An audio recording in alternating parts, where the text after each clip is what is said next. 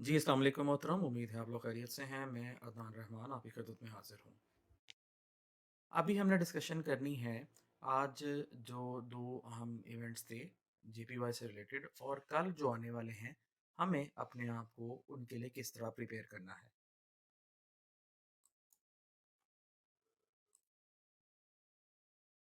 Okay, आज Monday तो आपके सामने pound, Canadian dollar, New Zealand dollar और ऑस्ट्रेलियन डॉलर इन सब की तरफ से एक बैंक हॉलिडे था। सिर्फ़ अगर देखा जाए तो जैपनीज़ येन जेपीवाई की तरफ से ये 2 अहम न्यूज़ थी। तो मैं अभी और इकोनॉमिक कैलेंडर के ऊपर नहीं जाना चाह रहा, मैं सिर्फ़ जैपनीज़ येन के ऊपर फ़ोकस करना चाह रहा हूँ। ठीक है? तो जैपनीज़ येन के ऊपर फ़ोकस करते हुए मुझे मंडे को यानी कि आज ये 2 न्यूज़ हैं, ट्यूज़डे को ये एंड देन फिर हमारे पास और सिर्फ़ ये एक आ रही है कि जनाब बैंक हॉलिडे है 30 को। ओके। इनके ऊपर जो ट्यूज़डे कल वाली चीज़ें हैं, इनके ऊपर जाने से पहले मैं दिखाना चाहता हूँ कि जनाब इन 2 में क्या हुआ जो आज थी, ठीक है? ये आज जनाब सुबह पाकिस्तानी टाइम में 4:30 बजे ये न्यूज़ आई यानी कि जो जो समरी थी ओपिनियंस की और ये यूएसडी जेपीवाई एच1 का चार्ट है, वो यहाँ पर आया, ठीक है? ओके। आप देख सकते हैं कि इसके बाद मार्केट ने एक अपवर्ड मूवमेंट पकड़ी और काफ़ी ज़्यादा पकड़ी बिकॉज़ ये आपके सामने ये ब्लॉक और स्पेस भी नज़र आ रहा है। अब इसका थोड़ा-सा मुआज़ना करते हैं कि क्या था। ओके, इस समरी में जो अगर हम बात करें जो पॉलिसी मेकर्स हैं, ठीक है? इन्होंने अपनी जो ओपिनियंस हैं ना वो ज़ाहिर की हैं।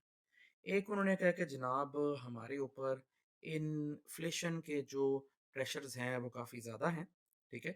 एक ये उन्होंने बात की एंड देन उन्होंने कहा कि जनाब इसके ऊपर मज़ीद हमने बात करनी है जनवरी मीटिंग में एंड देन उन्होंने कहा कि जनाब अभी हॉलिडे सीज़न्स हैं, हमें नहीं पता कि मार्केट किस तरह रिएक्ट करेगी, ठीक है?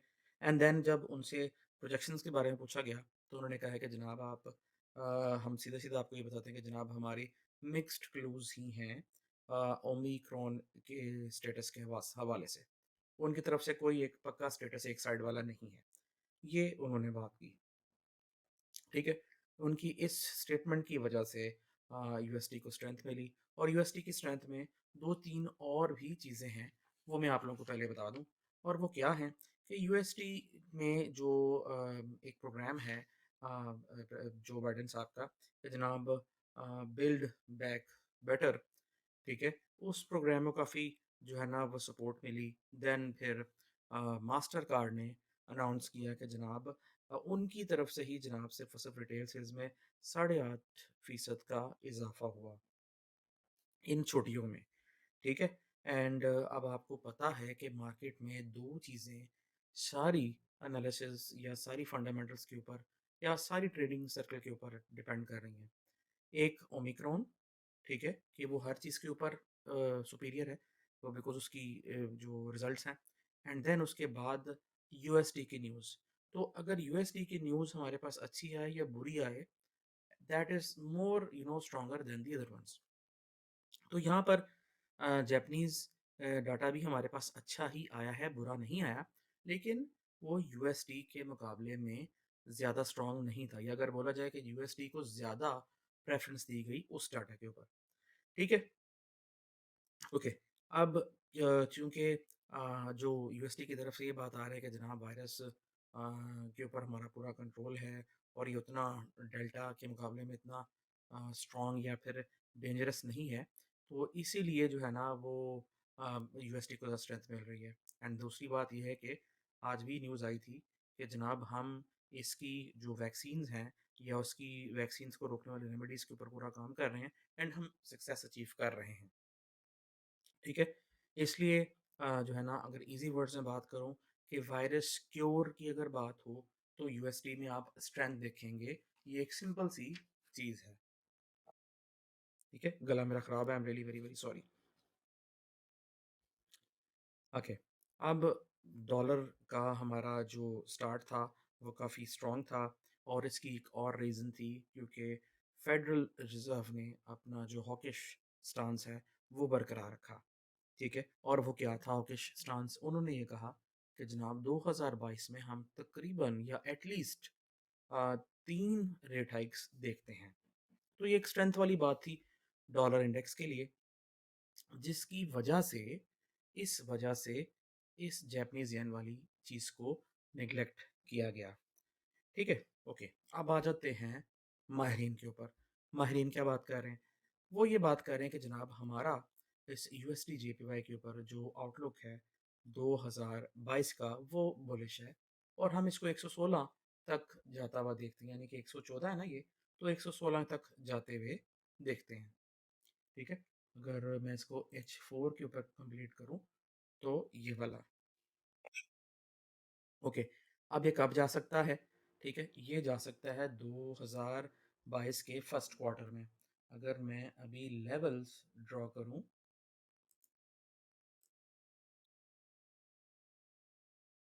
तो 116 यानी कि चार्ट से भी ऊपर। ओके, ठीक है, ये वो लोग बात कर रहे हैं। अच्छा, इसकी रीज़न क्या उन्होंने डिफाइन की? उन्होंने ये बात की कि जनाब जो राइजिंग बॉन्ड यील्ड्स हैं यूएसडी के, ये भी एक स्ट्रॉन्ग रीज़न है इस पेयर को ऊपर 116 तक लेके जाने में। ठीक है? अच्छा, यही कुछ रीज़न्स थी जिसकी वजह से ये वाली जो रिटेल सेल्स थी, 1 सेकंड, ये वाली जो रिटेल सेल्स थी उसको इग्नोर किया गया।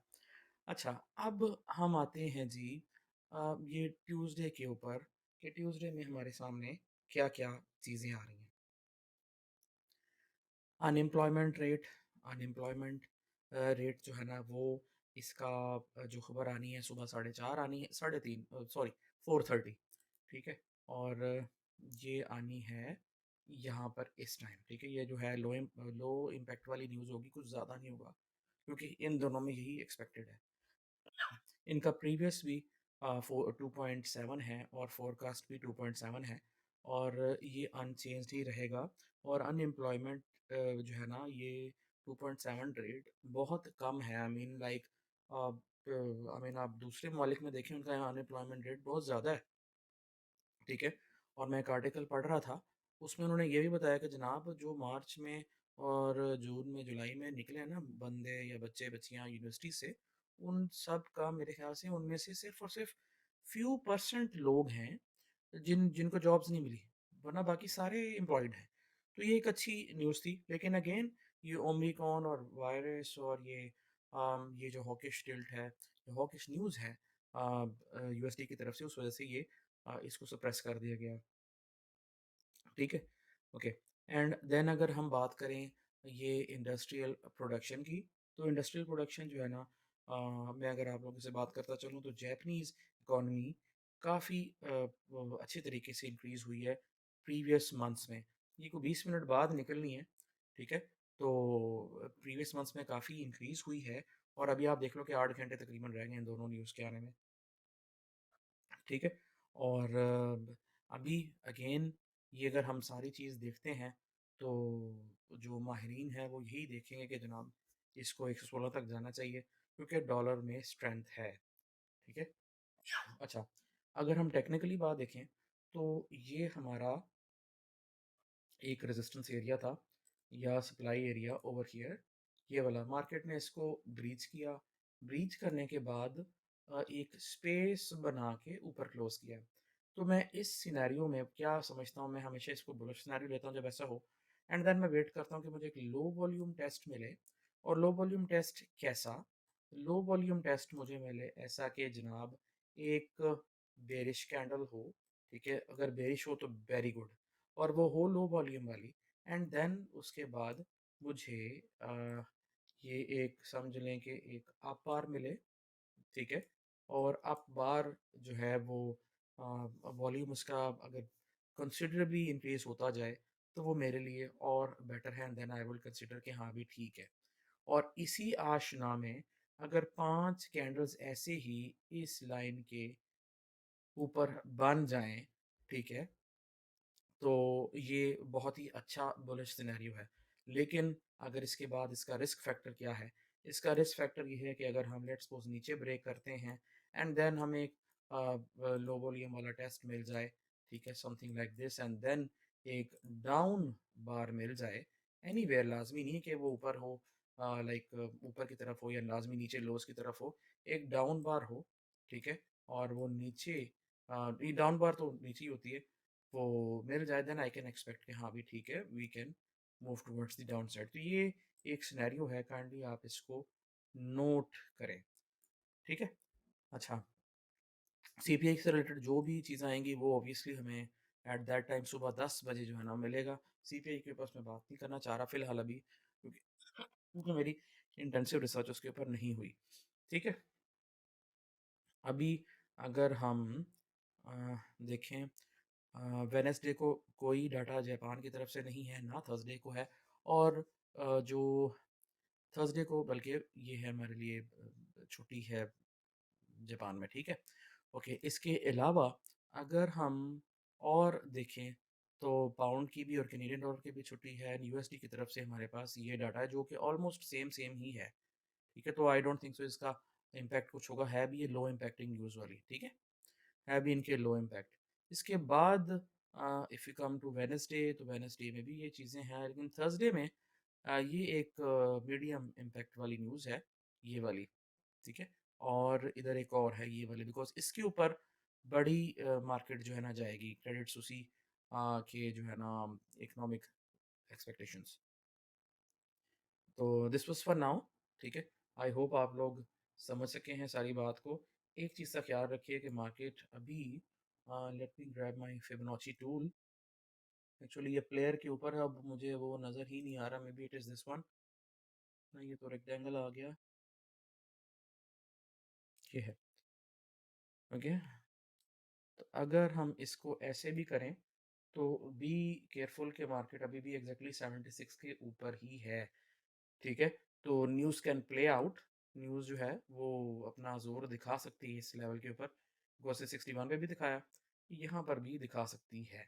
सो बी केयरफुल, ठीक है? अपना ख्याल रखिएगा। फीमान अस्सलाम वालेकुम।